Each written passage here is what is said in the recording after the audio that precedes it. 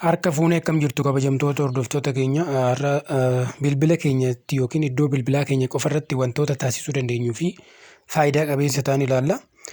Innis sadan tokko qabadhee dhufeera.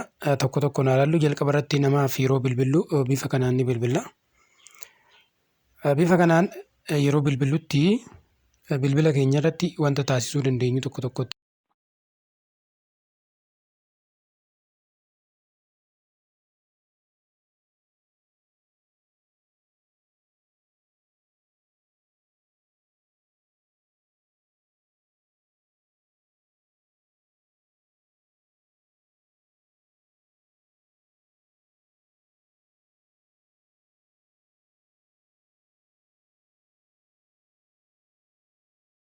Faaratti immoo bilbila keenya irratti maqaa namaa bilbiluufi tokko yoo barbaanne salphaatti argachuudhaaf fakkeenyaaf nama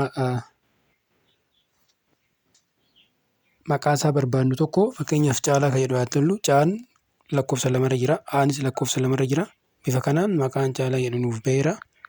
Nama biraas haa barbaannu.